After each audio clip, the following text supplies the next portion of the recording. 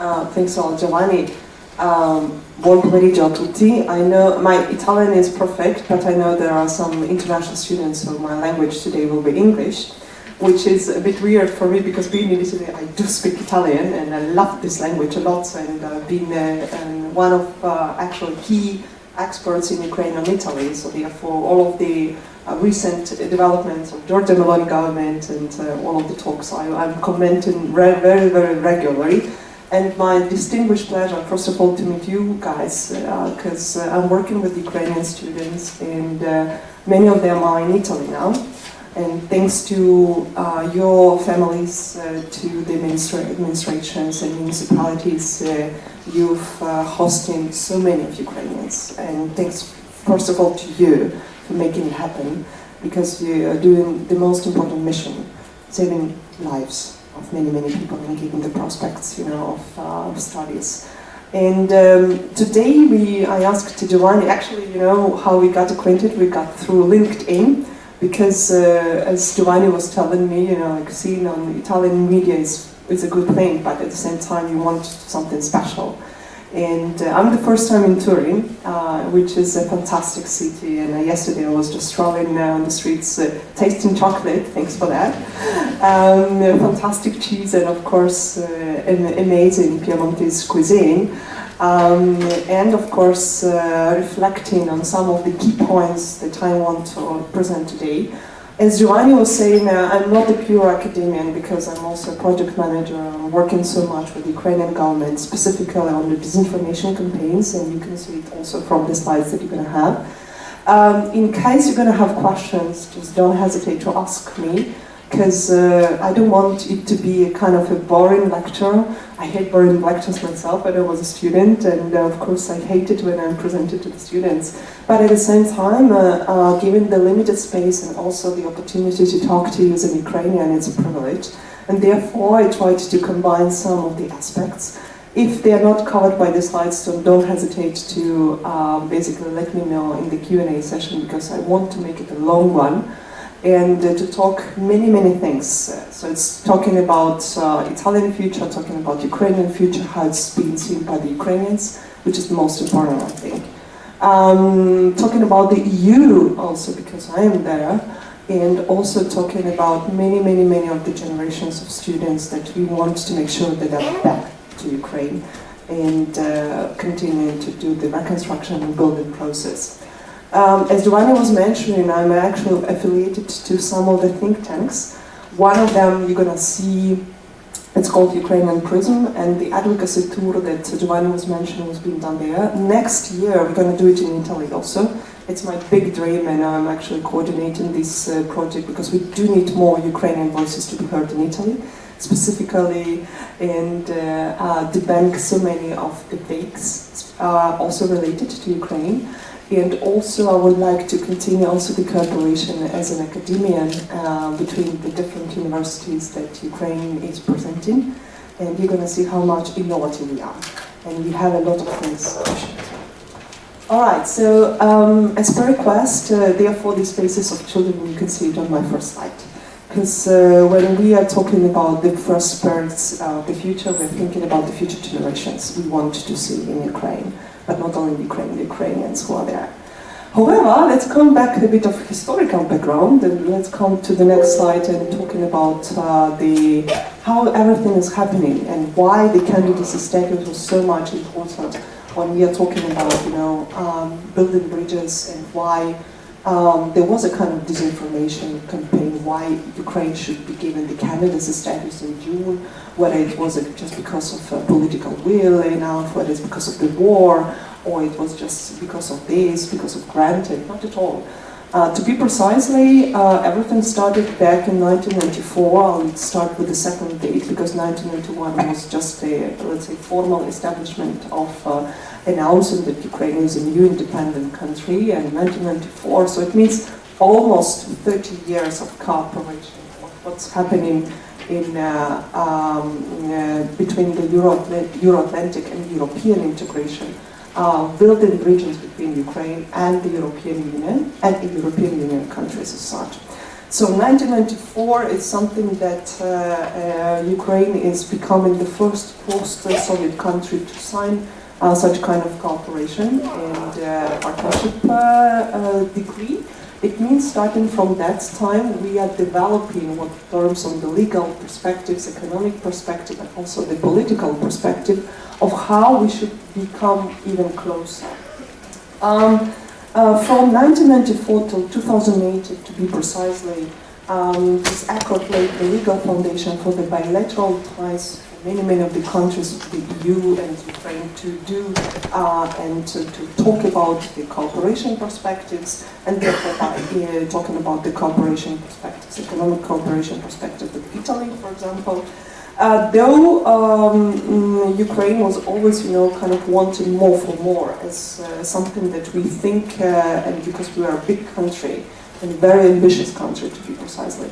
The marking point or the turning point was the Prague Summit, 2009, when the Eastern Partnership was developed and Ukraine joined this initiative, and it marked one, let's say, within the ENP framework, one more step of further cooperation for the EU to focus, let's say, on the neighbors, like Ukraine, Georgia, and Moldova, but also for Ukrainians being the opportunity to, granting access more to approach within the EU acquis, to approach within the economic cooperation, but also approach politically and culturally, which is the most important, because then the people-to-people context will be the one that the most and values strongest in this respect.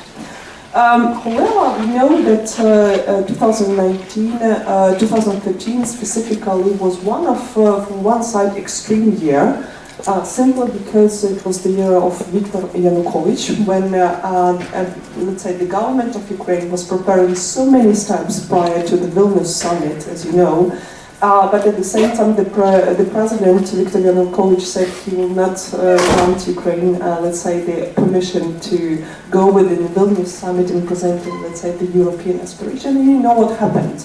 One of the Maidans happened, one of the revolutions happened on that. So when the Ukrainian people said, no, President, you're not doing what we want, you're presenting your own personal interests, and personal interests should never be higher than the public interest. So it means what the society is thinking, what kind of the perspective is granted, and why the European values were so much at stake, and for, let's say, the future of Ukrainians. Believe me, each and every day we are fighting for that. It's not being heard here in Italy because you take these values for granted. We are fighting for them since 2015, to be precisely, in November.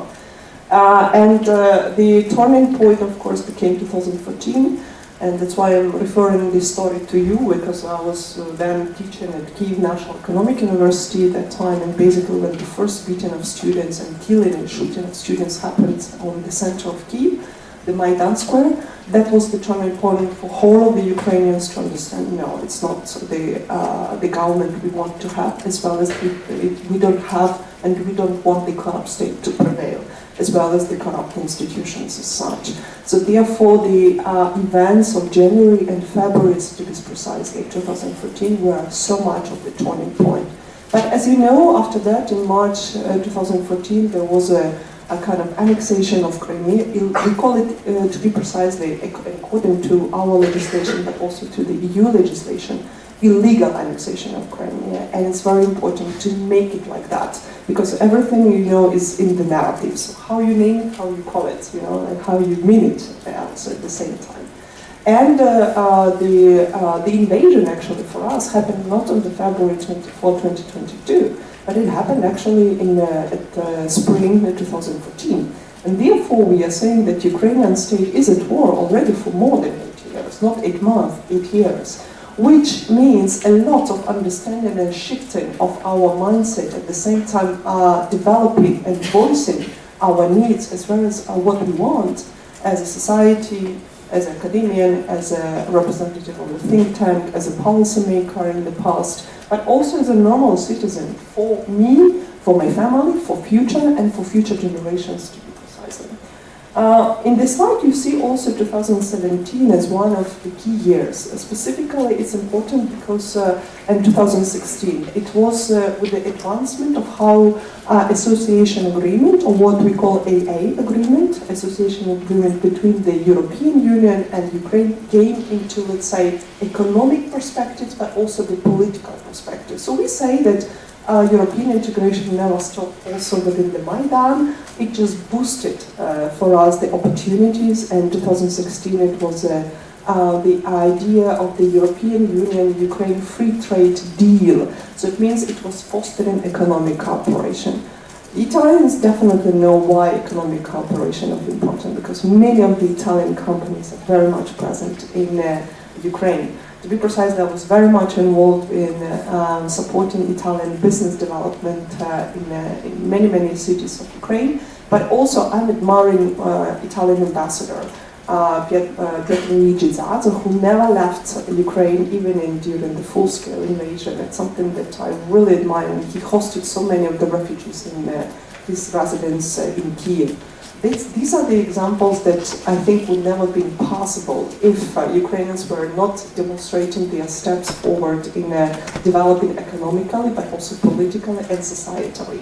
So, coming back to the slides and focusing on 2017, you see it's EU exempts Ukrainian citizens from visa requirements. So it means that we don't need visas anymore to come to you, but it's the case when we are staying less than 180 days and of course residing there. But it boosted our cultural exchange. It boosted so much of the travel exchanges. It basically enrolled so many Ukrainians traveling to all of many of the countries to whom you are residing to. And of course 2022, which is, I believe, in this respect we also have to think what kind of the Russian build-up was being done during these years, and why it's important to understand that the February 24 was a kind of the turning momentum and a turning point in the advancement of this full scale as such. In 2021, Russia started a large-scale military build-up according the country border itself, so starting from Belarus till actually the Azov and the Black Sea as such. Let's say, uniting the troops and training them. On February 21, 2022, so it means 3 days prior to the full-scale invasion, President Vladimir Putin decided to recognize so-called non-governmental controlled areas of Donbass, so Donetsk and Lugansk region, saying that they are welcoming them to join the Russian Federation, which was illegal according to the international law, and that's another thing I think we should type into that. And these followed a positive vote by the Russian State Duma. That's important because it's a lower house of the Russian parliament on February 15, and then allowed, let's say, them to start the illegal annexation, starting something like that. That was idea of the legal, let's say, annexing the whole territory of Ukraine, together with the change in the government of Kyiv, to be precise, and Putin, the Rampant government. If we come to the next one and focus on the idea, all of these months of resilience as well as resistance of Ukrainian soldiers, but also territorial defense units, many of the volunteers, intellectuals, and the idea behind that was not to reach only the EU candidacy as such, but just to understand and the raise awareness specifically in Italy and many other countries like Germany, and we changed actually the mindset of Olaf Scholz in particular. We're going to talk about that in upcoming slides. Why the EU candidacy was so much of importance? Because as you know, this was a kind of the parallel track that happened. So the full-scale invasion happened, and then the President Zelensky presented, oh, we want to actually apply to the negotiation talks. In this respect, many of, let's say, superstitions, stereotypes popped up immediately in some of, let's say, international media, and say like, oh, Ukraine did not deserve the candidacy status. Let me tell you why it happened, because not of the full-scale invasion, but just because Ukraine was already ready to some of the steps prior to the full-scale invasion as such.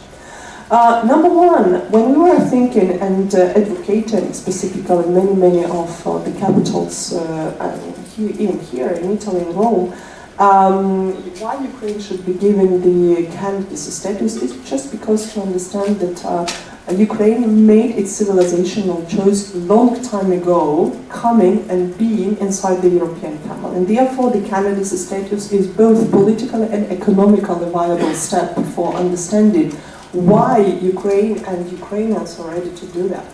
And first of all, it's a signal also to the Russian authorities that we won't never be back again to the Soviet Union. We do not support the Soviet Union schemes, society, living, being, political reforming, actually not political reforming.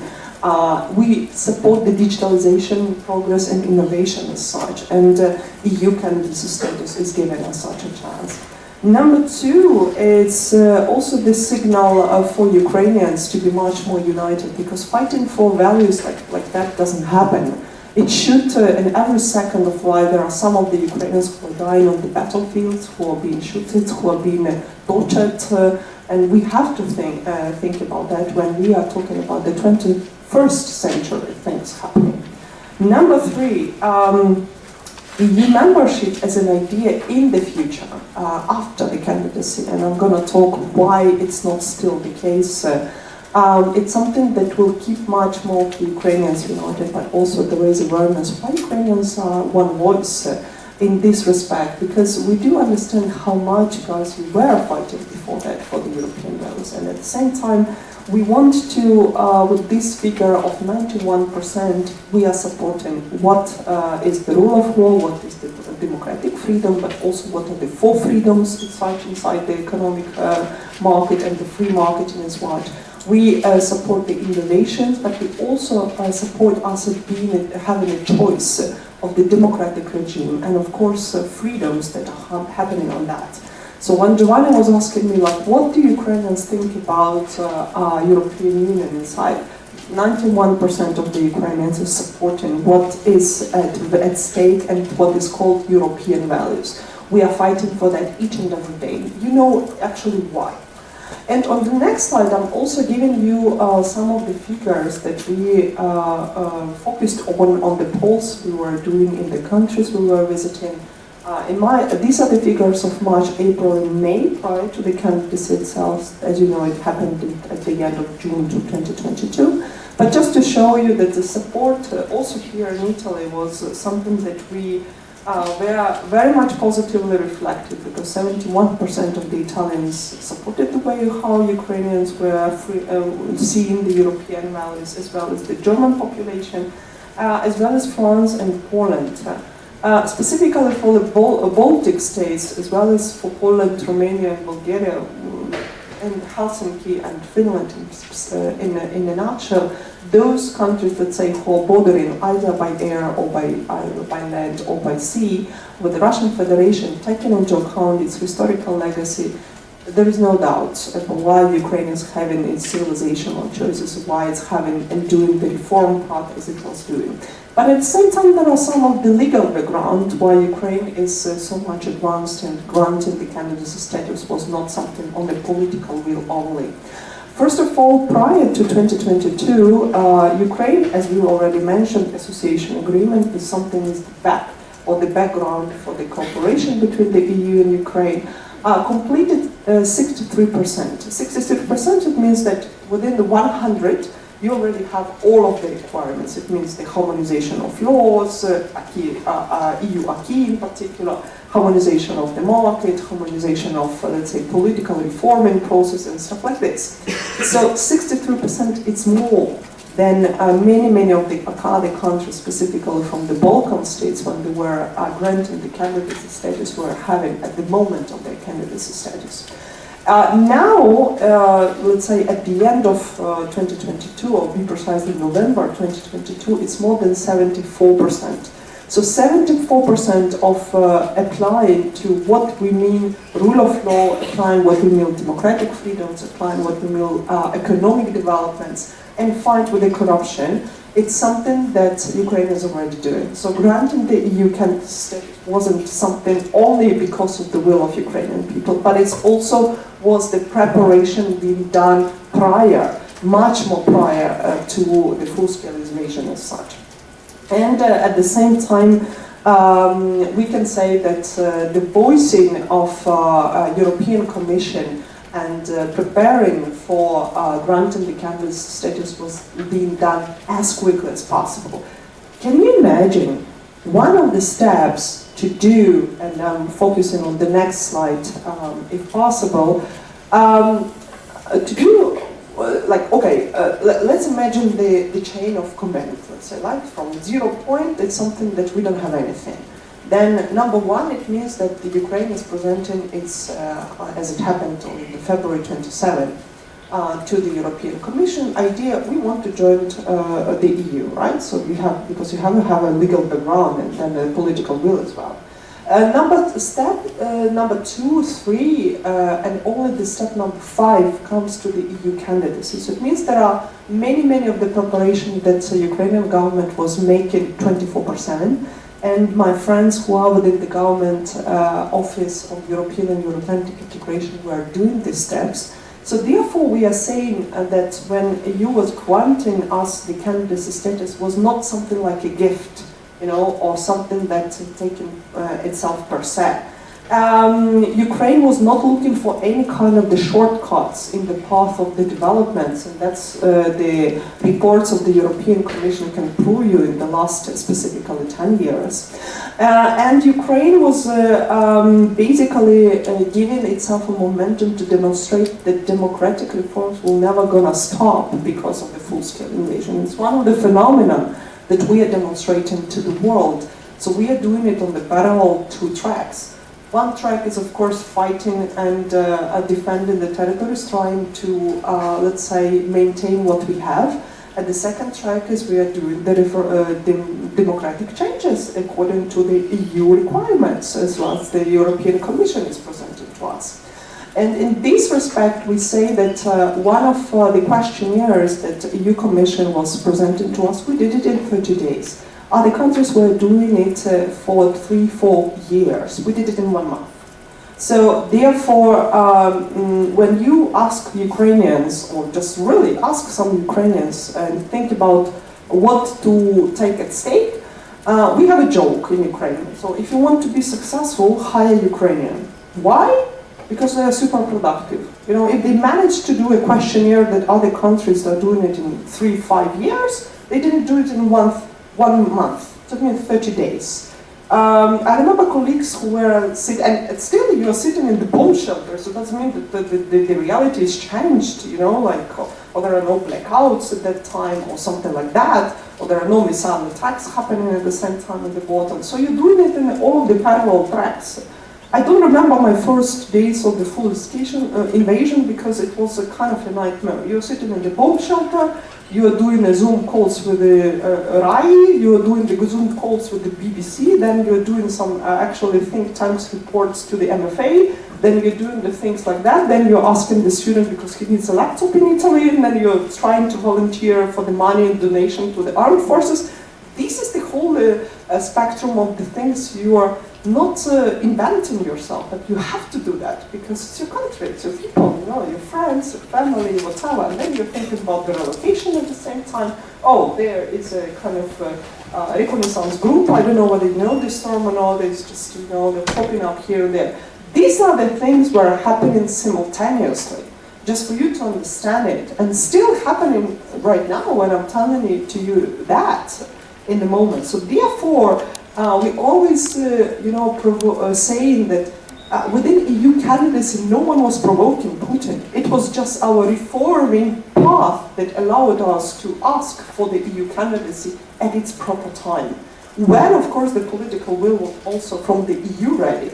Because EU bureaucracy, come on, you tell me, it's not nothing to compare with the, even Italian bureaucracy. You know, like it's many of the advancement of the EU bureaucracy that you cannot pass without proper changes. It means without proper reforms, without proper steps and something. So because the EU bureaucrats also want their salary, you know, so they are giving you some requirements that you have to show. So again, giving Ukraine the candidacy status wasn't because of that. It wasn't because of, let's say, only somehow the will. It was based on the, again, reform process that Ukraine was doing prior to the full-scale invasion and during this full-scale invasion, sorry, which is important to understand on that. Two important, remarkable things that were happening in the last 8 months in order to, let's say, making a benchmark of the reforms.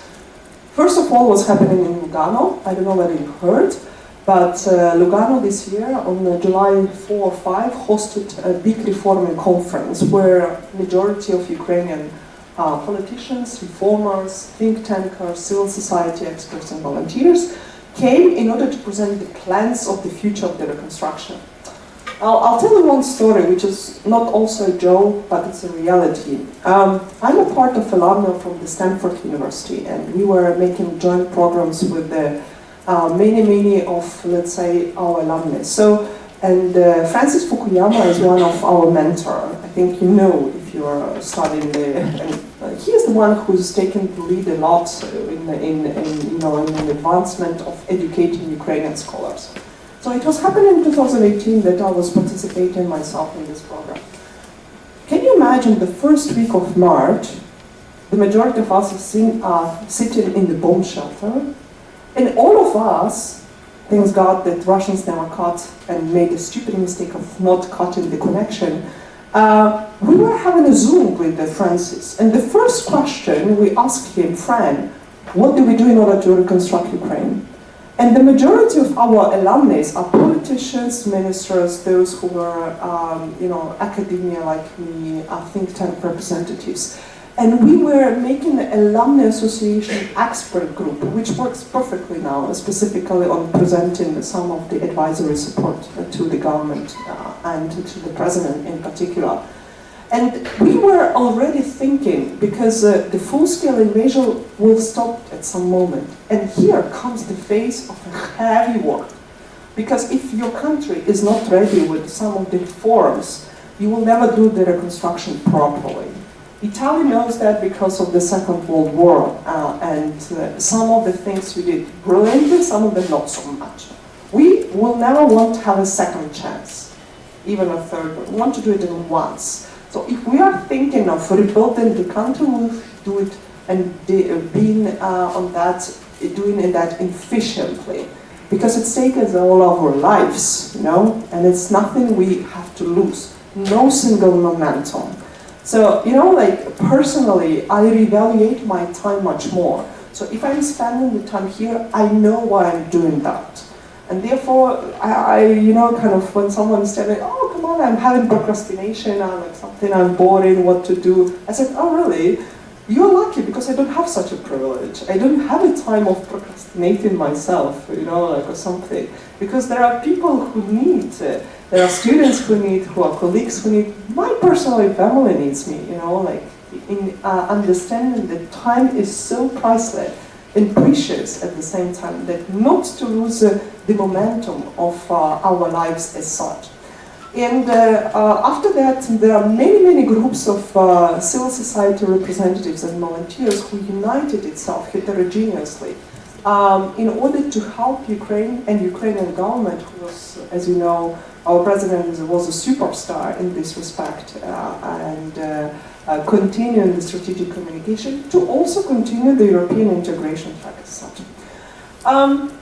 Coming back to Lugano, and on the next slide I'll show you what we are doing as a civil society in order to check and make sure that the government is doing what is required to do and what is announcing in the speeches in particular. This is the slide of one of the Ukrainian think tanks. It's called New Europe Center, and I really recommend you if you want. And at the end of this lecture, I'm giving you some of the links that you can use in order to demonstrate how to check the information accordingly. We were doing so-called the cross-check after the European Union was granting us the candidate status on June 24 this year. We received the assignment of 7 reforms, 7 steps so-called. The majority of the steps of these reforms were related to the judicial and of course anti-corruption efforts. Some of these efforts were being done in order to transform the legislation of Ukraine into audiovisual and anti-money laundering laws, which were much more easier to do than this one. So therefore, in August, one of the think tanks of Ukraine made a cross-check, because now these figures are changed. So it means the advancement 4.4 out of 10 is already more than 4.4. It's about 7.8 to be precise. And let me explain why. One of the reforms that the European Union required Ukraine during this Grinchenko, the first candidacy status, is saying, okay, in December, it means in next month, the representatives of the European Commission are coming to Kyiv in order to check how is the status of the reform progress. And the constitutional court reform was one of the first one. It's been already done, by the way. Continuation of judiciary reform, and you see the very strange abbreviation. Let me explain you why it's important. The rule of law is one of the key and basic principles of the European Union. Is also the rule of law key basic principle for the Ukrainian legislation and for the civil society of Ukraine. So therefore, the High Court of Justice, as well as the High Qualified Commission of Justice, was something that was so much bureaucratic, corrupted all of the previous years. And therefore, we said to our president, okay, if you're promising the European Commission you're going to do that, please do it, because we're going to come to you.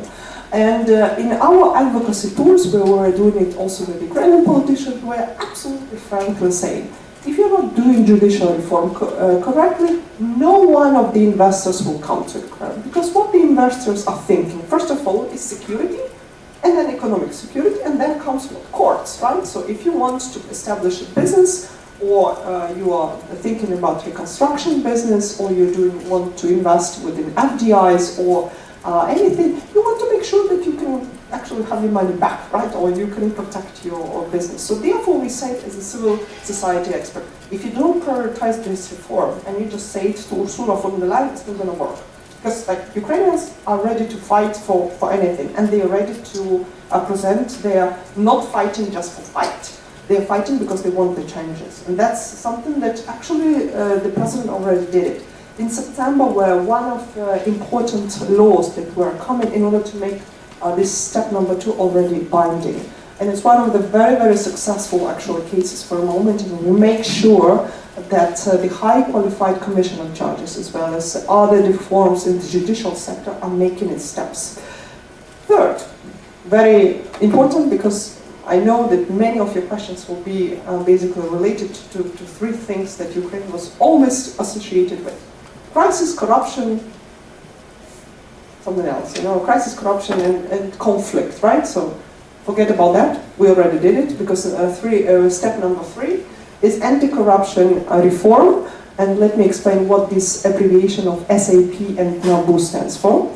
Specialized Anti-Corruption Prosecution Office. So it means that you have to know that there are some people who actually can analyze and execute that. And NABU stands for National Anti-Corruption Bureau of Ukraine.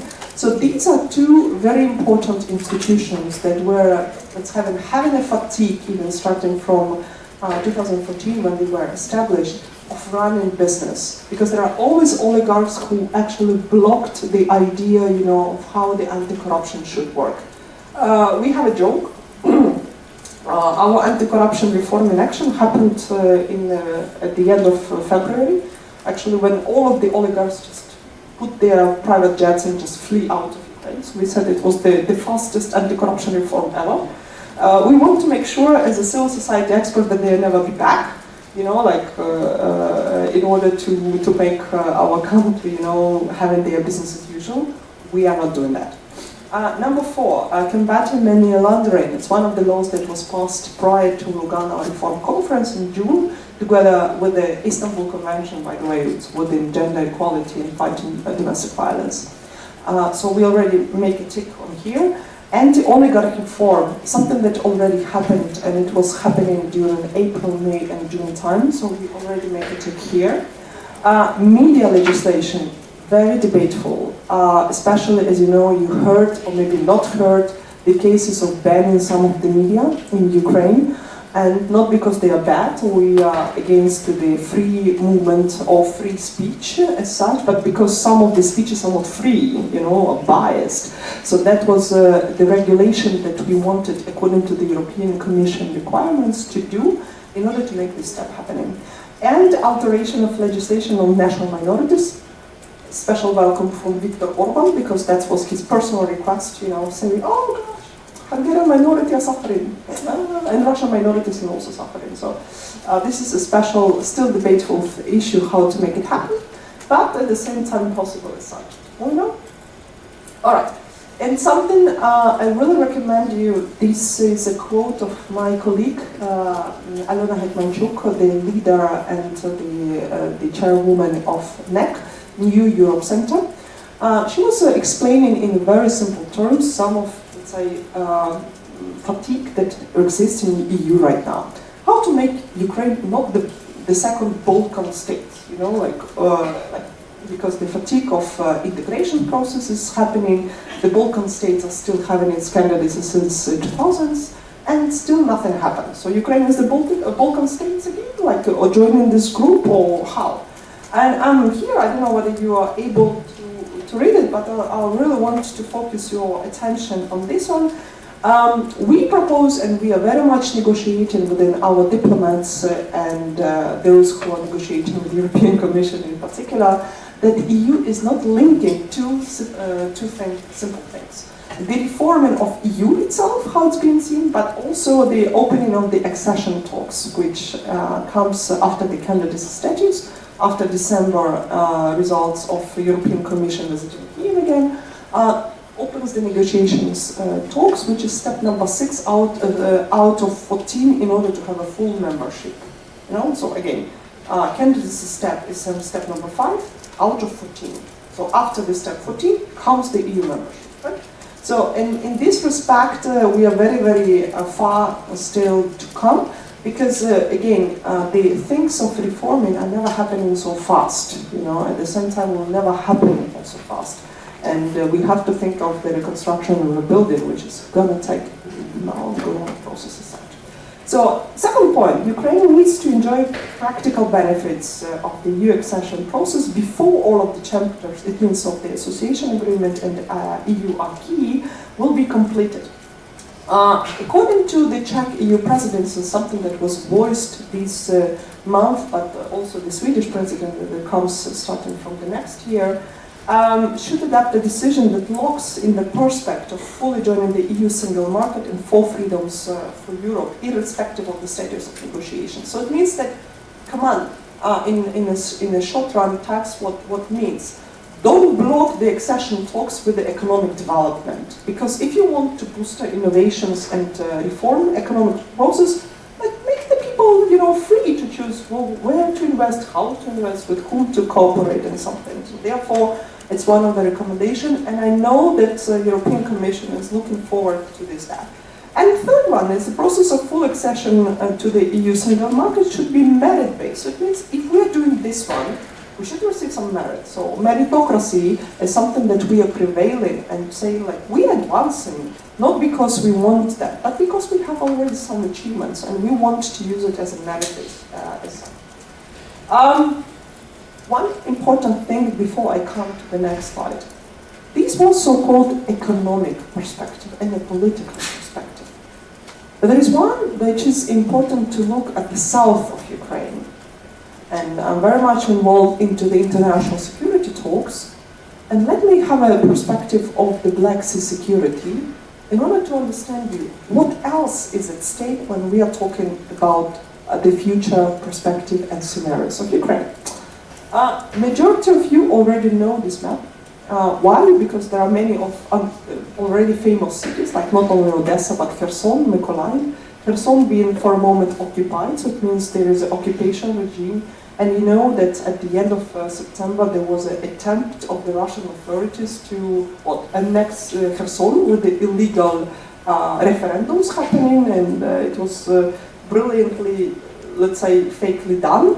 Because the cases of presenting the polls and the fake bulletins were just immense. But at the same time, let me focus the agenda of what happens at sea. Because the war itself, or the full-scale invasion, is happening not on the land itself. It happens on other dimensions. It happens at land, at sea, at air, and information. It means cyber domain as such. So this is one of the second domains, very important one. You've seen these implications specifically in June, when there were, let's say, and in April, May, after Bucha cases and horrible war crimes scenarios happening. There were already, the talks of when there are going to be negotiations, why, then there was a grain deal, happening, not happening, perspectives of that, not perspectives of that, and then, in October it again, escalated because the Putin regime is trying to block again the ships inside that. So, what was happening on the sea? In the late February, so again prior to the invasion, but also during the first days of the invasion, Russian Navy quickly established command of the sea. It was easy because seriously, it was a chaos, like to all of the senses. So therefore, jumping into, let's say, the naval case and attacking Ukraine from the south was a very smart move from the Russians, but still not stable. So Russian Navy goals was to deny maritime spell to Ukrainian Navy, which happens still even now, and they're claiming that there is a violation of Montreal Convention, and not only Montreal Convention, other conventions. Amphibious ops in Odessa region, so it means there are small boats, amphibious. Maybe some of you do not know, so that they are kind of jumping and coming to Odessa region and then blocking Odessa. You'll never talk about that to Odessa people. I remember when I was, and I explain you why. I remember when I was fleeing already from Ukraine, I was coming to wait for my plane in one of European countries. There was a Ukrainian Navy representative sitting near me in the plane. It just happened because he had the holidays, like he was out of Ukraine. Like normally, because February for us is a holiday season. It's just not Christmas, so it's the tickets are not so expensive, and it's not still spring, so fantastic. Many of us stuck in other countries because we couldn't be back, and that was the case of this Navy. And he said, these Russians are thinking they will attack Odessa and attack, like Odessa will be theirs. No. I said, why? He said, I'm from Odessa. I said, but can you explain to me why Odessa cannot be attacked? Because it's open from the sea, so it means that the missile can immediately come from them, He said, yeah, maybe from the sea, from the missiles, but, it's going to be hard for them to occupy us on their land. I said, why? He said, you don't understand. I said, really? Because Odessa unites so many of the nationalities, and one of them actually are Greeks, but the majority of them are Azeri and Armenian. And he said, we have in Ukraine the first case of reconciliation of Armenian and Azeris. I asked, how? He said, very simple. They were born there, and they control 90% of guns. So if you control 90% of guns of Azeri and Armenians, they united with the Georgians and heavy and hard rock Ukrainians and some Greeks. Odessa will never be, prevailed by Russians on land. So the only way how the Russians could attack us was basically from the sea, because when the drones are attacking or the missiles are attacking, only the anti-air defense systems that can prevail, because on the territory, the Russians will never have a chance of success. Many of the strategies and military strategies, read them, are telling about. Of course, strike operations from sea and establishing de facto blockade was happening in April and May just because of these reasons. Because from the land, Odessa, as well as many other cities, were difficult to be occupied. On the next one, I'll show you just some of economic figures. Why there were so many of the speculations happening on the cases of Ukrainian grain deal, and there was, of course, political pressure on the President Zelensky, but also some of the international leaders couldn't still get to understand why Ukraine, within Ukraine, was so much important. In the average year, Ukraine produces enough food to feed 400 million people. So it means 400 million people. The majority of the bread, by the way, in Italy is from Ukraine. Not the bread itself, but the grain on which the Italian, French, German, Austrian, Belgium, UK, Spanish, Greek, Polish, and any other country's bread is made from the Ukrainian grain. And as you know, there was a kind of the situation which was difficult to manage, but still, it's even difficult to manage itself now. There was no feasible alternatives to export Ukrainian grain because there was a navy blockage, and the, let's say, the river routes as well as the, let's say, land routes were very much damaged. For a moment, the situation has been improved because there is a Constanța port that is being opened for the, to be used in Romania as a kind of a hub of the grain and transported to the European Union countries as well as other countries. But also, the world has a limited ability to increase food production elsewhere because Ukraine is so much within the Europe, and therefore when someone is calling Ukraine like outside of Europe, don't think, because the grain deal was, and the grain crisis, as we can make, demonstrated how much we are inside the Europe, because otherwise not being in Europe would be difficult, you know, still to think about the future. The resulting shortage and inflation disproportionately affects developing countries. That was one of the brilliant cases of information campaign from Putin, using that saying, you know what, we are blocking the grain now from Ukraine, Europe please stop, you know, like, and nothing else. So therefore the extra pressure for the president of Ukraine and also the government of Ukraine to do something in this respect. And a war on sea was so much beneficial for the Russian authorities, they thought. But at the same time, one of the things the goal was to make it a bargaining chip in context of Western sanctions. Because the Western sanctions, something that Putin was not ready, that Europe will be so much united with Ukraine and strategically and most politically. And they say, okay, we are blocking the grain, let's fatigue the sanctions policy and such and make it, you know, kind of the object instead of subject. Because the idea was whether so much politically European Union leaders as well as the countries of the European Union will prevail in understanding the rationale of, let's say, blurring and bluff, but at the same time bargaining, economic bargaining of the Russian Federation. The majority of the leaders do understand it now. Specifically after Ukraine's counteroffensive, which was happening in August and beginning of September, and demonstrated how much the resilience we had. Coming to some more examples of the next slide, and the focus will be, of course, how much our society is resilient and what does it comes from. It doesn't come from scratch, you know. You don't become a hero because you want it. You become a hero because you are in such a situation, you need to, because otherwise you will not be there alive, you know. You'll be either alive or dead, nothing else. One of the smart things and steps that Ukrainians have seen, the continuity of the government. So the governmental authorities as well as the president never left Ukraine in order to understand that the roots of the developments will continue. Energy resilience. Prior to attacks in September and October, which will be a different case for me to present to you, and I'll be very brief now because I see limited time.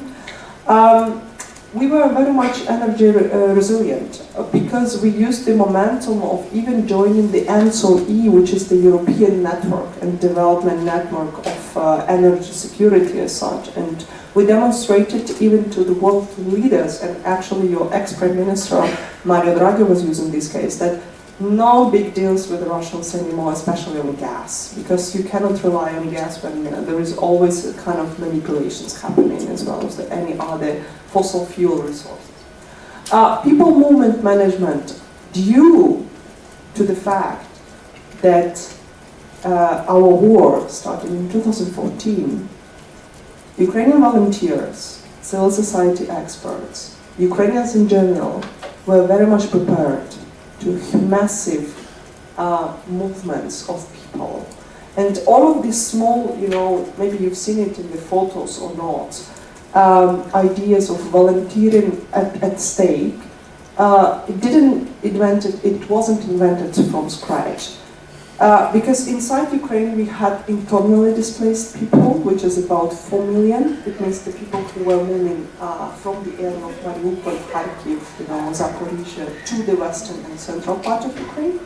And there were those people who were moving outside of Ukraine. So it means there was a cooperation with other governments to make sure that the Ukrainian people are being hosted to many of the moments. And of course, on this path, you need those who will smooth you this process. So therefore, people movement management, one of the brilliant cases, is being analyzed in many of the military schools in Europe now. Food and water resources. The things what happened on the eastern part of Ukraine when Russians unfortunately were putting poison in water and air, and it's true, we're gonna need decades in order to clear up our resources there. On the central and the western part of Ukraine, we managed to distribute the resources accordingly. As you know, during the first month of humanitarian corridors were so much disrupted by the missiles of the Russians, but they never stopped working. So in the humanitarian corridors, it means those who help to evacuate the people, but also to distribute the resources through these corridors as such. Mass casualties preparedness. You can't even imagine in 2021 how many of women, men, children went to the courses of the first aid, courses of military preparation. For example, more than 2,500 of Ukrainian women are within the armed forces of Ukraine. Majority of my colleagues who are from the department are in the territorial defense unit together with their men, like let's say if their husbands, their children, daughters and dogs. Dogs are hilariously doing, and cats as well. Resilient civil communications. It was one of the lessons learned for world and global community that Ukraine managed to survive in the global communication blackout, which now happened on the Ukrainian territory. Because as you know, prior to the Starlinks that went to Ukraine, the communication and networks were never disrupted. It was done not smartly from the Russian side, because we were expecting to have a banking or let's say food or communication blacked out. But just because the Russians were using our communication networks in order to communicate between themselves, they couldn't disrupt them, which managed for us, being even in the bomb shelters in the first weeks of, let's say, full-scale invasion, to continue communicate, organize, volunteer, and act. And resilient civil transportation and banking, specifically banking. National Bank of Ukraine is now a case study even by Intesa Sanpaolo. I know that because, and other big banks. Why? Because how you make sure that all of your pensions, social, let's say, security is being paid when you don't have the services, when the people are in the occupied area, what to do. So if you are interested in that and don't want to elaborate, not, let's say, much in order to give yours time to reflect, study the case of the banking sector. It's one of the brilliant cases of crisis management as such, because the majority of our servers, they were successful due to also our cybersecurity army, because we have cybersecurity army, which is united many hackers, but also IT specialists worldwide, being Ukrainians, managed and allowed us to go out of Ukraine, and therefore the services of banking never stopped. And I would maybe skip this slide so much, but for those who is more on the legal studies and want to ask me what's been done on the legislation, many of the legal acts which were not mentioned to me from economic development, they were done on the military aspect. Because military, let's say, resilience as well as the territorial defense resilience is something the Ukraine is famous. And it's being based on the national concept of resilience, being approved in 2021, military defense strategy, law on national resilience, establishing territorial defense unit, but also establishing strategic communication at the heart of many of the communication systems that the government is seeing. And you're going to see it in the slide how in reality it's going to happen. It's very innovative. And it's not been very much told by the Italian media, but I have to tell about that. The Institute of the First Lady. Olena Zelenska, that's her name and surname, because we have not Zelensky, but Zelenska. We are changing the surnames due to the gender. So it means Zelensky for the masculine gender and Zelenska for the feminine gender. She changed the role of being the first lady for many of the first ladies and first gentlemen in the world. Why? Because she is now the voice visiting many of the foreign countries and talking, not only on behalf of Volodymyr Zelensky, so they are not substituting each other, but they are complementing each other. So it means that she was the one remarkable, and I really encourage you to watch the YouTube speech in the Congress of the United States that was happening in July this year, when she is the first lady, changed all of the traditions of the first lady. Because normally the first lady were thinking about culture, society, and stuff like this. She was the first one who was asking for arms. And now she established, moreover, you've seen this photo from Vogue on your right side, I think you're from Anna Lebnovitz and Levin, sorry. And that's the most visiting photo for Ukrainians. We love them because we see them as a couple. And we know how much families are at stake now, and therefore we value what they are doing as a couple as such. On the next slide, you see she established last year the forum or summit of the first ladies and the first gentlemen, which happened also in July this year. And especially in this photo, you've seen some of the first ladies who were important, specifically in the grain deal, because she personally insisted the talks with the first lady of Turkey, and they were insisting on the talks how the grain deal should happen with their let's say husbands. She insisted so much on understanding what was going to be the Macron policy, as well as humanitarian corridors and support, as well talking to on the future of the United States and Ukrainian support as such. So the Institute of the First Lady and the Gentlemen was something that is reformed and very much innovative, demonstrating that even the Institute of the First Lady, of the First Gentleman, can be so much important in politics and talking about international security as such on the global side. I'm coming to the next one, is what kind of lessons do we have as a society to give to you, to present what we are living each and every day. So much of aid we were doing to each other, but also so much of aid we were receiving from you guys, from your governments and municipalities. We demonstrated that cooperation, let's say, which is a so-called golden triangle of cooperation, civil society, government, and business, can work actually, if there is such a need. Because all of our businesses are very much in the coordination with the government as well as our civil society. And the civil society is making the recommendations to the government, to which government is listening, because they know if they want to be in power, they need to do that. And they need to listen also to the business in order to, to make sure the reconstruction and development is making it happen and stand. One more important step, and that's why I'm very much thankful for Italy in particular, because your experts, from Italian experts, are documenting so many of the war crimes happening on the territory of Ukraine, so many, as well as of other countries' representatives. Italy was one of the countries who joined 9 of the first 8, let's say, war crime documenting groups and coming physically to Bucha and Irpin and the Borodyanka and many other small cities. Specifically, it's important because Mariupol as a city doesn't exist now. Kherson is under the occupation, and Ukrainian armed forces are doing everything possible in order to liberate those occupied territories. And of course, we need the support from the war crime documentation groups.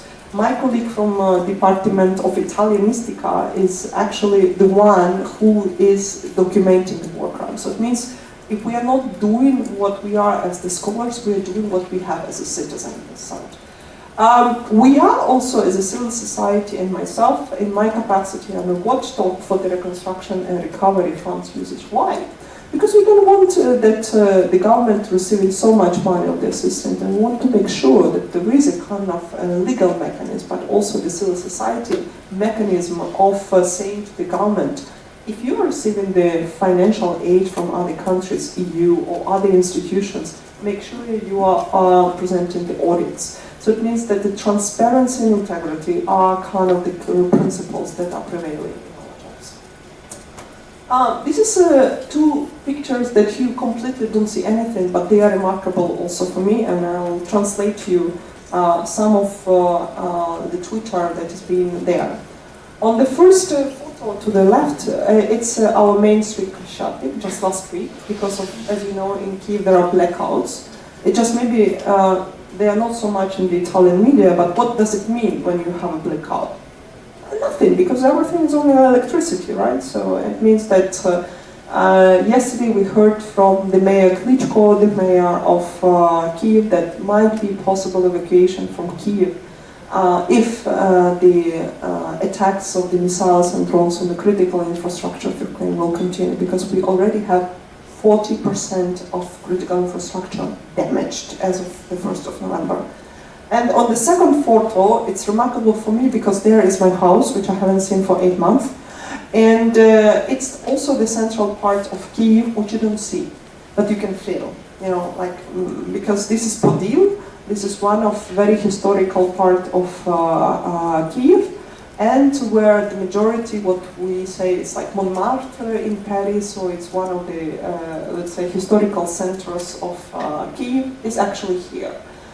And on the Twitter, I'll translate to you something that my friend showed and wrote a couple of days ago, but very remarkable for me to understand and tell to you as a message.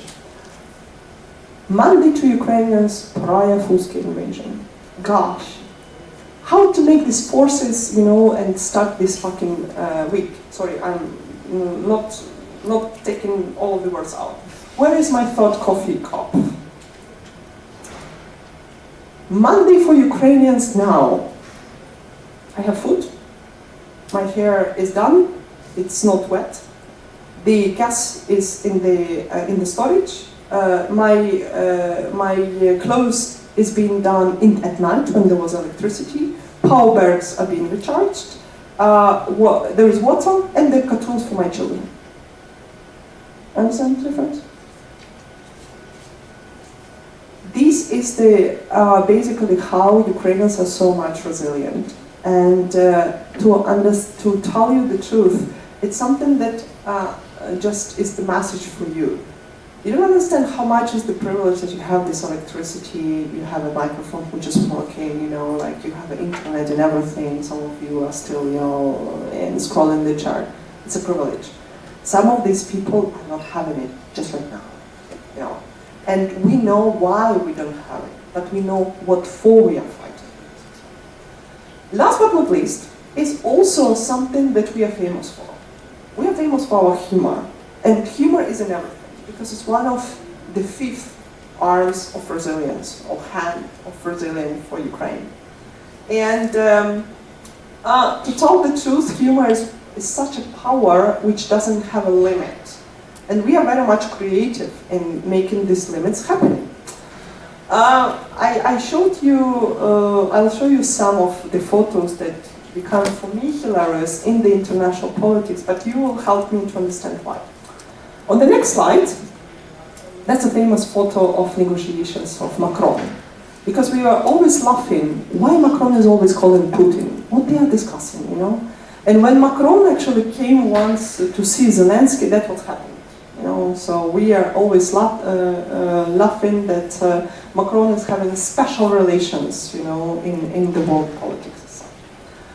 On the next slide, there is actually 2 famous photos. One of them to the right is, of course, the photo of 3 prime ministers and 1 president, which is making the photo, by the way, of Czech Republic, traveling to Kyiv. I told you that there are no flights, but you have to have a special train. So this is Prime Minister Draghi, as you see, Olaf Scholz, and of course President Macron.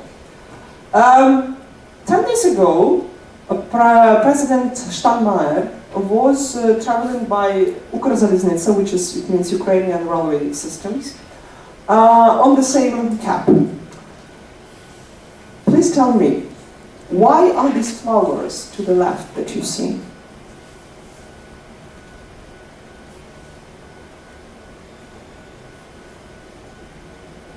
No, really? Really? International politics.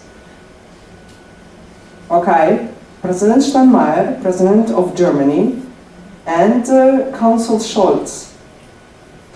What Ukrainians are requiring from Germany?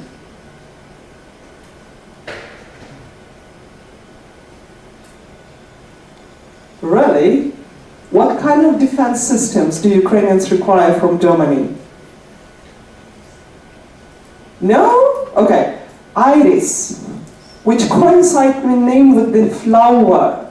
So therefore, when Steinmeier was traveling in the cab of the train, Ukrzaliznytsia, Ukrainian Railways, put him inside only these flowers as a symbolic reminder that if you are representing Germany, we are representing Ukraine. So we want you to require IRIS-T systems, which are the best in the world air defense systems as such. And there are many, many examples like this when they are using it in the strategic communication as institutions. And IRIS is the flower, is again I'm repeating, it's the name of the air defense system which is being produced in Germany. Okay. And last but not least, I think you know this slide when there was a cruiser Moskva.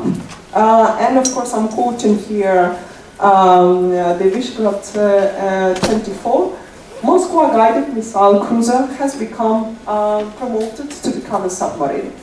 One of the best ever, strategic communication cases and full of humor for Ukrainians, because it also demonstrates how old and outdated the systems that the Russians are using making it happen. Last but not least, just because our topic is about scenarios, especially in June, I remember when I was with my Belgian colleagues, they were looking at their watch and telling me when? I said, what? When do we have a negotiation talks? When? Because we want to go to summer, we want to go, we want to, everything clear. When? So, just for you to understand what kind of scenarios exist now. To be precise, the myriads of scenarios. And they are so vague and sometimes not understandable that I wanted, on the upcoming 2 minutes, try to explain you the positions of these different scenarios. Western democracies, normally, from all of these myriad scenarios, they see the outcomes the following. They provide Western aid and economic warfare, which leads to the attrition warfare, or it leads to Russian political and economic strategic defeat, which both comes to the next step of negotiation settlement, real negotiations, not fake one. Then to the Russian withdrawal from Ukraine, it means from the Ukrainian sovereign territory. And the full sovereign government is installed, and here comes the phase of reconstruction. Ukrainian views are very much similar, there is one slight difference. So again, Western aid, economic warfare, because it's important for us to make Ukrainian strategic offensive, and that's different from the Western democracies, they are taking this slide out. It comes to the Russian political and economic strategic defeat, comes to the Russian withdrawal from Ukraine, negotiations, real, full sovereign government, and again on the face of reconstruction.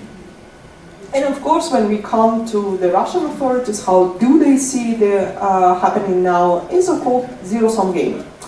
Because the situation they want to create is a stalemate, which leads to attritional warfare, or to the Russian strategic reinforcement and offensive, which for a moment is impossible militarily, negotiation settlements on their conditions, Ukrainian strategic defeat, then Russian occupation of the part of territory, because we say that to occupy Ukraine completely is impossible. Strategically it's impossible. Military specifically. I told you the secret of, let's say, land occupation. It will never happen in a full scale, to the whole territory of Ukraine. Civil war, because of course there is a provocation of, let's say, the case scenario of Donbass and illegal annexation of Crimea. Ramp state government or government in exile, and comes the period of perpetual conflict. That's how we see, things happening.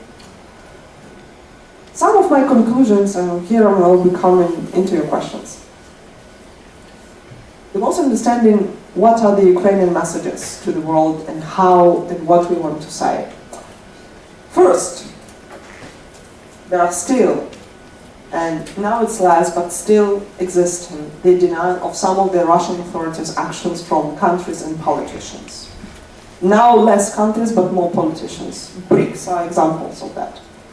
Rule of law to prevail, that's the message from the Ukrainians, and therefore, again, I'm thankful to so many of your governments who are doing the war crime documentation and investigation process, because it's important for those who we lost, but those who suffered and being tortured. Resilience lessons are defined and lessons learned, and I've showed you some of the cases, even the humor is one of them. And of course, reconstruction of Ukraine, because we need so much of reconstruct. The president of Ukraine was delivering the talk in Berlin, at the reconstruction conference 10 days ago, saying that it's 359 billion per year that Ukraine needs of euro in order to reconstruct. And some of my personal conclusion to you. First, raise awareness. When you are saying what is the war of attrition, and you've seen it in the scenarios, ask yourself what does it mean. It's a context, of course, of political and economic will. There is one thing to understand. The war is not only happening on the battlefield of Ukraine, it's happening on the information domain, even here, in this city, in this country, in many, many other countries. Third, Russia is betting that economic and security challenges could break Western unity, specifically after winter and during the winter, when the people are going to feel the fatigue of high energy prices and asking their governments what to do. 4. If Russian symptoms turn out to be accurate, command of the Black Sea could be more important than battlefield outcomes here. It's not the case now, but it was the case just some weeks ago still. Western ambiguity about victory looks like may not be sustainable as such. And it's something that, therefore, the Russian propaganda works on this, because still, what does it mean if Ukraine wins? What does it mean for EU if Ukraine loses? Do you have the case scenarios for that? Many of the European Union leaders do not have it. They don't understand. If Ukraine loses, what does it mean for them? That's the question. I really recommend you to make a copy of this slide and the next one, because here I'm giving you the sources of the think tanks and some of the information we're using. At the very top is the New Europe Center and the information that you've seen, especially if you're interested in European integration. There is a Center for Defense Strategies, and it's being headed by one of my colleagues. He used to be Minister of Defense. He's 38 years old, but still is one of the top leading security think tanks in Ukraine. So if your topics, master topics, are very much related to understanding what does it mean, missile attacks, drones attacks, use them. If your topic is interested, is like me, use my think tank, or our think tank, Ukrainian Prism, which is to your right at the bottom. We write a lot about European integration, but also Euro-Atlantic integration. And to your left at the bottom, it's my colleagues from partner organization, Center for Economic Strategy, who are making an analysis of prognosis. How much does it cost to have a war crime investigation? How much does it cost to have a recovery plan for Ukraine? How much does it cost to have reconstruction, and how and in what framework it may happen? If you are interested in reliable sources of media, I'm published in the first one in European Pravda. Pravda, it means truth in Ukrainian, and that's how you are studying also Ukrainian language. European Pravda launched English version starting from this year, but you can read a lot of information, especially what's happening with the actions of the government, but also reactions of some other governments related to Ukraine. To your right, one of the leading English-speaking Kyiv Post and Kyiv Independent. These are two that are major in advancing many of the articles, the journalists of which are residing both in Ukraine and outside of Ukraine. And last but not least, please, if you have a chance to talk to Ukrainians, talk to them. Ask how they are. what they are feeling, especially how they are families. Try to learn Ukrainian. My friend and my colleague, she's actually teaching here at the University of Turin the course of Ukrainian language and culture. Because these, without understanding the culture, you will not be so much successful in your future life. I'll tell you why, because I'm also a business person. Learning Ukrainian is a huge and very important investment. Why? Simply because the Italian government, as well as the Italian companies, will be investing so much in the reconstruction of Ukraine's projects, because it's a huge opportunity of investing. And if you want to work with them, and you'll definitely work with them in your future, in upcoming years, you will need to understand what the Ukrainians think. You cannot understand what Ukrainian thinks without knowing Ukrainian language, history, and culture. And therefore, Borys, of course, was a champion in hosting Eurovision, and you definitely know these guys, who will be coming to Italy very soon, by the way, again. You definitely know Andriy Khlemyuk, who is there, and his famous band Boombox and the so-called the partisan anthem that he was presenting. He is in the territorial defense units, by the way. You also might know Serhiy Zhadan, who is very much published in Italy and being translated to Italian language, and he's coming in November to Italy as well. And you might maybe don't know, but this is Timothy Snyder Lectures on History that I'm very much promoting to you. Whenever you are in the cab, or you're in the metro, or you're just traveling or commuting from work, open this lecture, which is, each of them is 40 minutes. With a very simple English, but at the same time qualified lesson, Timothy Snyder is presenting you the history of real Ukraine. And the things is absolutely for free. Understanding the history, you will understand what Ukrainians are feeling and how to better understand what do they want altogether. And in case you're going to have some questions, don't hesitate also to contact me.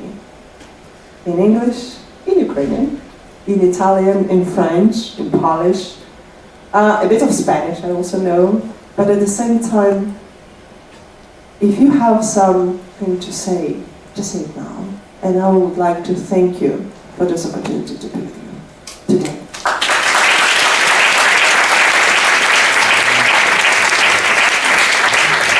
Okay, thank you, Victoria. Let's open the floor immediately to your questions, comments, and so on. Okay, I already see a hand there.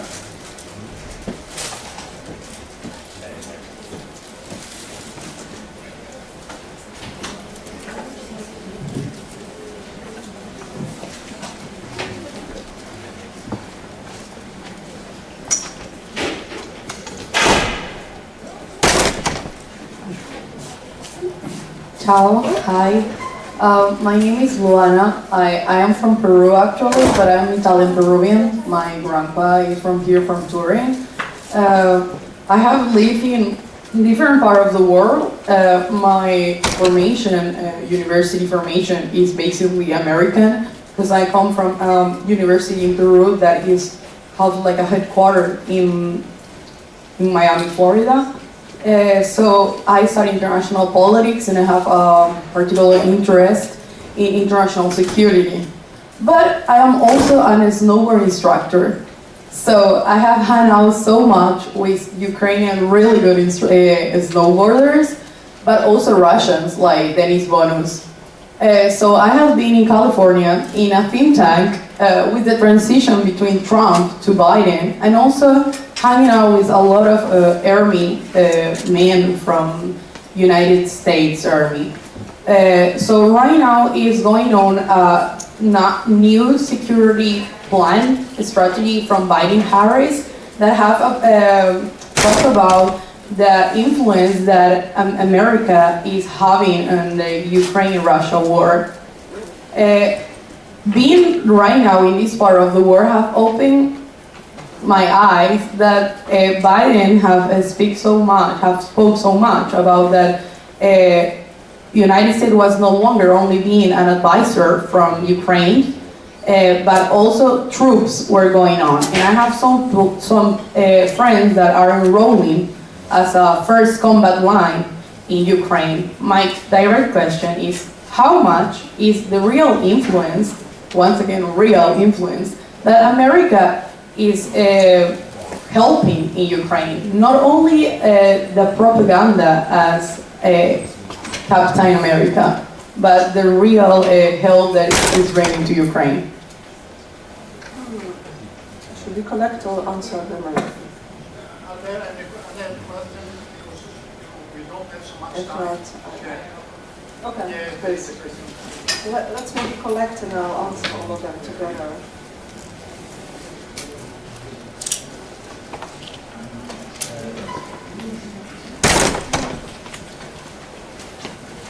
Okay, so Ukraine wants to join Europe, but after that, European, what kind of European member will Ukraine be? Because we have, for example, Poland, we have, okay, I'm not gonna say Hungary, bro.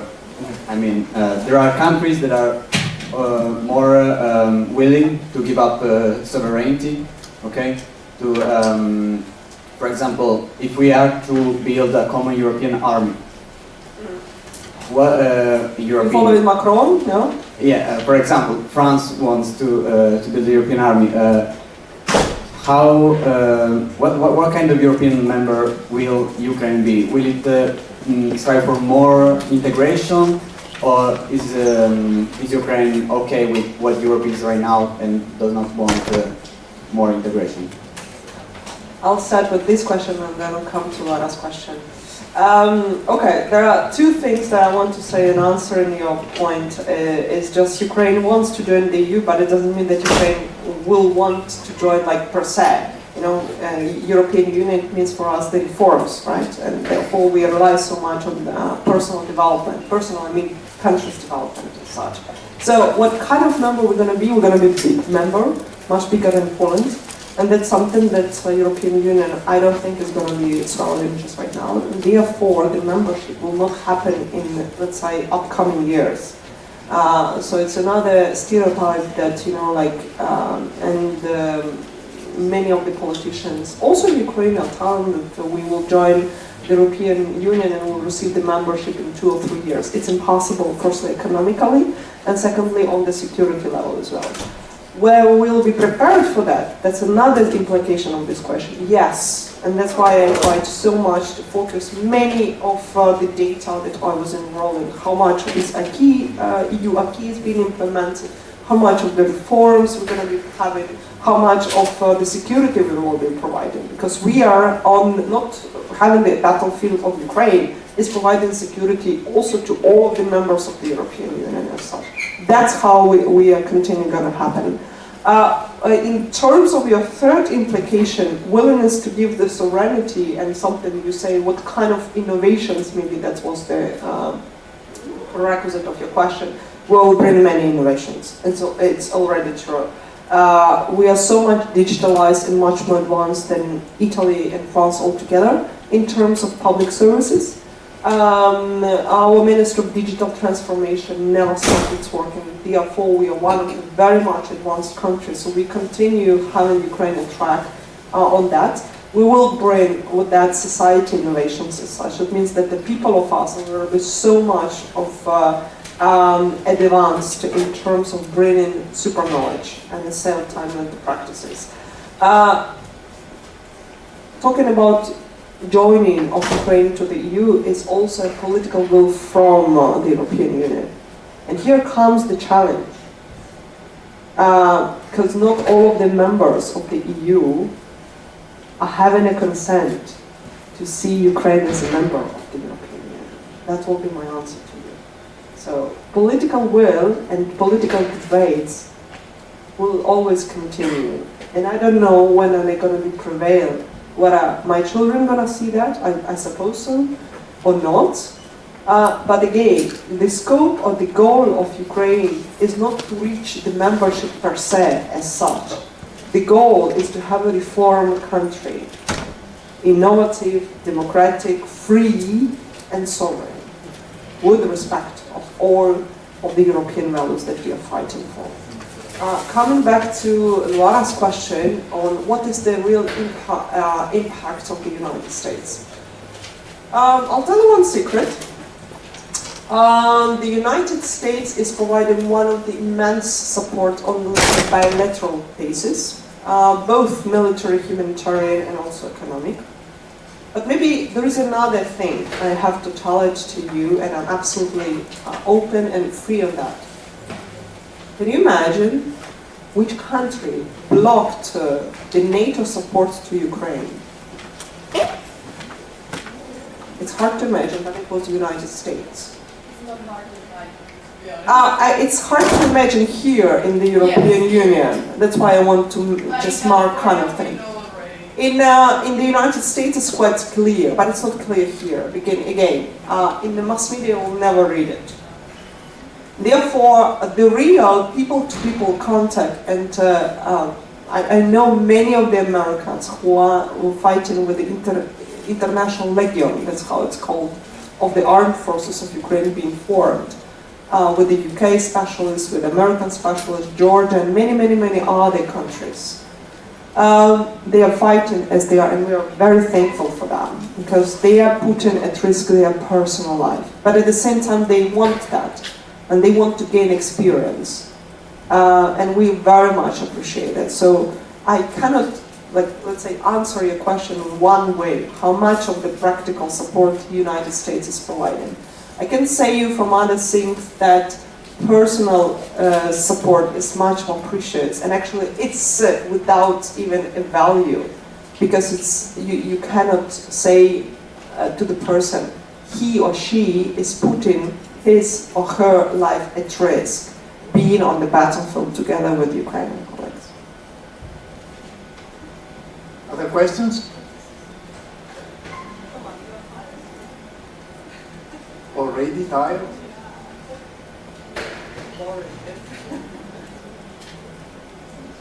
Yeah. Okay, question there.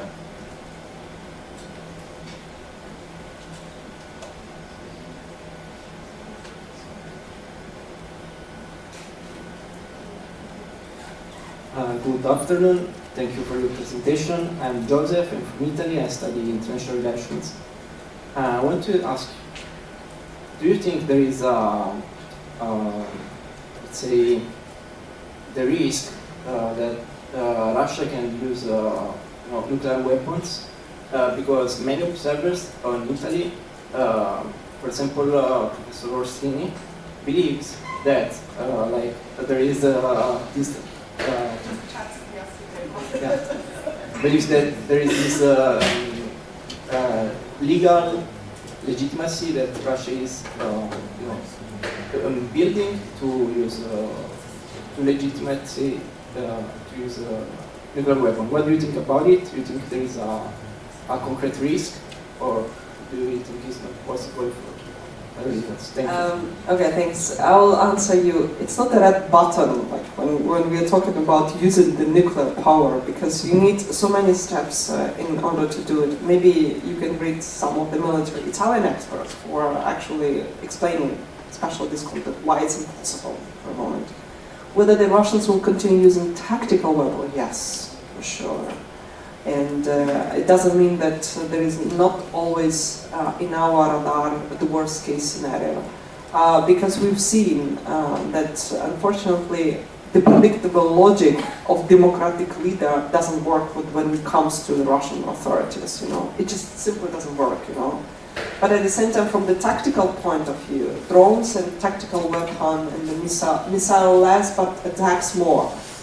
Because it's really precious and actually costly to put a missile attack. You still need that. Russia has. I don't need to bump you with many of the figures of the missile, but they do have them. And especially with the Iranian support of the drones, it's becoming immense. And drones make more damage than even one winter of nuclear attack as such. So. My answer will be, first, no. Second, yes. Second, it means tactical weapon. as well as the missile and specifically the drone weapon, which is damaging the critical infrastructure. In order, what you've seen on the slide, to create conflict inside Ukraine, which calls civil war. So when the Ukrainians fakely will fight with the Ukrainians, that's what to say, in order to present, okay, now we come to liberate them, again. So that's my answer. I saw another hand somewhere. Was I wrong? Yeah. Okay. Yes, but we don't have time anymore. Okay, so thank you very much. Victoria. Thanks to you guys for Thank you.